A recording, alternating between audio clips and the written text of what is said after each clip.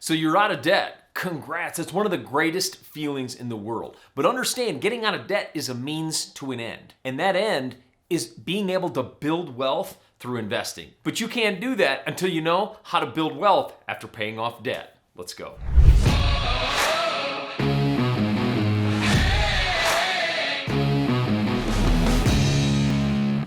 Getting out of debt was one of the best feelings ever. I can still remember the day my wife and I paid off our last credit card debt and our school debt, and we wiped it completely out. It felt amazing. And what I'm gonna do in this video is give you the 5 things you can do to build wealth after you pay off debt. The very first thing you want to do is take a moment and celebrate. I know this seems so trite and it's very, very basic, but I'm telling you, celebration after achieving goals is incredibly important to your mindset to continuing to chase goals, because everybody loves to celebrate. Can you imagine after the Super Bowl, after the winning team wins, if everybody just went home? That doesn't happen because there needs to be a celebration to celebrate all the hard work and years of practice to get to that point. It's the same with getting out of debt. Find something that really, really matters to you and use it to celebrate. For you, that might be going out to eat, going on a trip, doing something for somebody else. The truth of the matter is, you gotta take a minute and celebrate. I'm gonna be perfectly honest with you.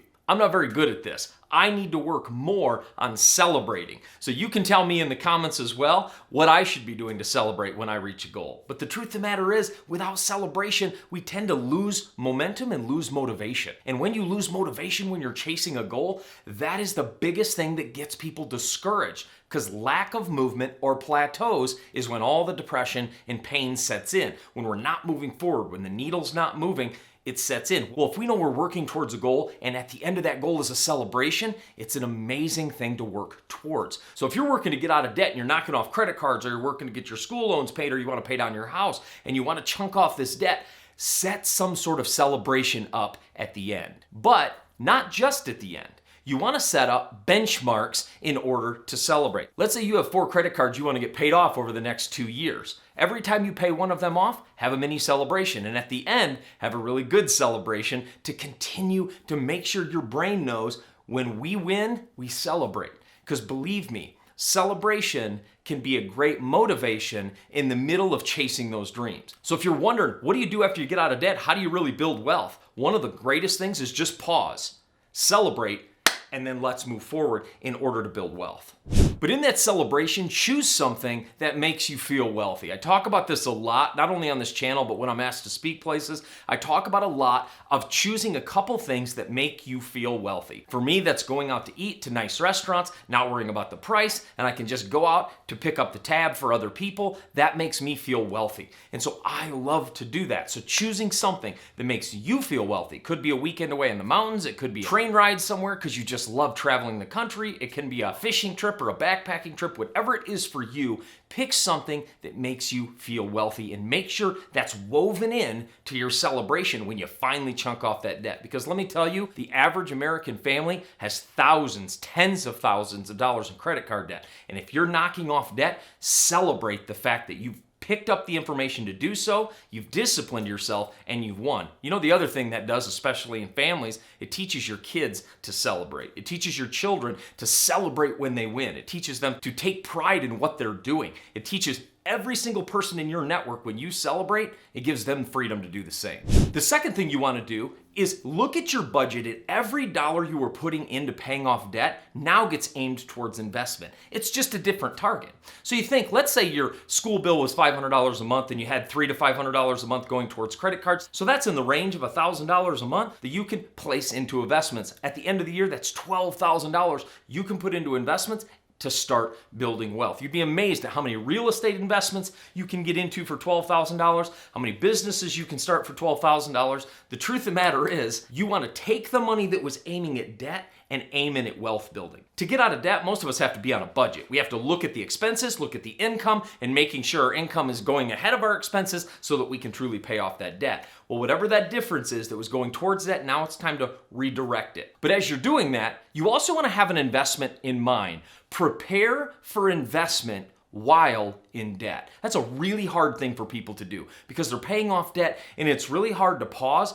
and think about investing because it seems so far away. The reason you want to prepare for investing while you're in debt is so the day you get out of debt, you can jump into investments quicker. Building wealth is about preparation and then action. And you can use the time you're in debt to prepare, to start learning about the different kinds of investments that exist, to learn about the different kind of risks inside of different investments, where you should be putting your money, what's a great fit for your personality and your desire as an investor to start building wealth. You can start learning that before it's time, so your education doesn't eat into the time you actually should be investing. So leverage your debt time in order to learn the investment, so when you are out of debt, you can move forward faster. Once you get out of debt as well, banks love when you don't have debt. So now when you go to the banks, whether you're buying real estate or if you're investing in a business, now getting capital from banks is a lot easier because you don't have that debt looming over your head. Banks see debt in two categories as well, as we should, which is consumer debt and investment debt. If you're going for commercial real estate, I have millions of dollars of debt in commercial real estate and can still get more. And this year we are getting more every single quarter because when banks see debt that earns us money, they see it differently. So when you wipe out that consumer debt, now we can put all that credit score and all that credit we have and all of our income towards getting loans for things that build wealth instead of things that place us into debt. The third thing is don't let your budget go. Like I said, most of us get out of debt by having some sort of budget. So what you want to do is make sure you don't let that budgeting go. A lot of times when people get out of debt, they loosen up on their budget, the budget goes away. That's a great way to get back into debt, and that we don't want to do that. So make sure that as you're looking at investments and moving forward, keep that budget and keep that intact so as you move forward, you're not sliding off the rails and getting back into the same mud that got you caught the first time. So now, instead of debt being a line item on your expenses, now investment is a line item on your expenses or in your budget. So now, as you are continuing to budget, make a line item for investment and project every single month what you're going to invest into real estate, invest into the stock market, or place money into a wealth account. So when opportunity does arise, you have that money to invest in that deal. But make sure you don't let your budget go. Keep that budget intact and then make investing a line item of that budget. Right after you get out of debt is a really exciting time. Using that momentum from getting out of debt to roll into investment is really important, and keeping those guardrails of your budget will make sure you don't add in extra expenses that eat into your investment dollars that really don't add value to you anyway. Before I go on to the last few tips, make sure you subscribe to our channel and leave us a comment. Are you out of debt? I want to celebrate with you. If you're out of debt and just got out of debt, leave us a comment. Let us know, I just got out of debt. I'm ready for investing. We want to know, and not only do we want to celebrate you, I'd love to give you some ideas of how to invest that money. Throw it in the comments. Can't wait to hear from you. The fourth thing you want to do is make sure you leave the junk out of your budget. What does that mean? That means all the stuff you cut in order to get out of debt, maybe you cut your TV service or you cut your streaming services, leave that junk out of your budget if it doesn't add value to you. If there are some things that would really add value to you, then add them back in. Don't add them all back in at once. Allow your investments to grow, allow your income to grow, and then add those. But make sure you don't just add back in the things that allowed you to get out of debt and move forward in the first place. Because let me tell you, I have rarely sat down with somebody and they said, let me tell you how watching TV has changed my life. Very rarely does that happen. Why? Because the truth of the matter is, what's on TV doesn't really input into our life. They call it programming for a reason. It's literally a tool to program you. Let's unprogram from what the TV is doing and get out into the world, make a difference in people's lives, build wealth for generations to come in our families. But make sure you don't let that junk back into your life that you cut out to begin with. If you were able to go down to one car and cut out a car payment, stay with one car as long as possible. Because again, not only is that just more money you can invest, but it's continuing to minimalize your life down to the things that really add value to you. Listen, if books add value to you, buy as many as you can. I love what Jim Rohn used to say. Poor people have big TVs, rich people have big libraries. I love that statement because it reminds us what we place in here will come out in our lives. Very rarely does TV do that unless we're watching something that truly is educational that's pouring into our lives. And I'm not trying to pick on TV. What I am saying is make sure you cut the junk out of your life and don't let it back in after you cross the finish line and hold your arms up because you're out of debt in celebration. Don't let that junk creep back in your life. rob your money away from creating wealth.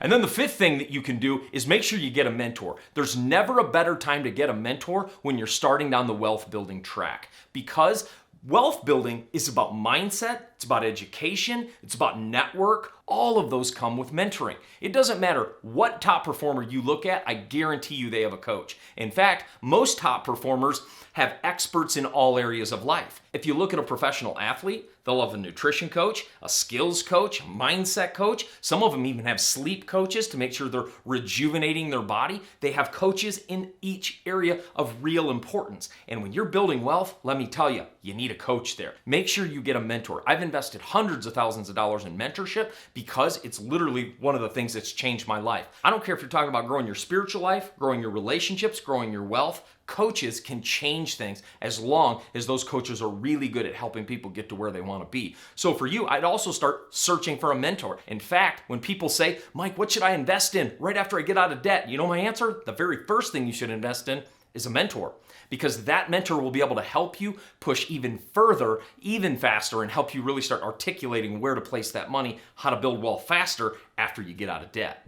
I was really timid after getting out of debt to start investing because I thought, investing, man, I'm just throwing my money away. I need to save it. I need to stockpile it. The problem is I had a really poor mindset. That's what I needed mentorship on. My mindset was jacked up, and it led me to be really nervous to invest after I got out of debt, because I'm sitting here thinking, I just got out of debt. I need to hold on to my money and save. No, you need to invest in things that create more dollars. You need to send your dollars out like soldiers to go gather more. That's what you need to do, but it takes a different mindset to do that. And I didn't have it when I first got out of debt. I had no idea what I was doing. My first real estate deal, I was scared to death after I got out of debt because I didn't really want to get back into debt, and then realizing investing in real estate is a really safe investment. In fact, I have a free gift I want to give you today. I have a free multifamily masterclass that will teach you how to leverage your new income to invest in multifamily real estate. Down in the description, there's a free link. It's called the free multifamily masterclass.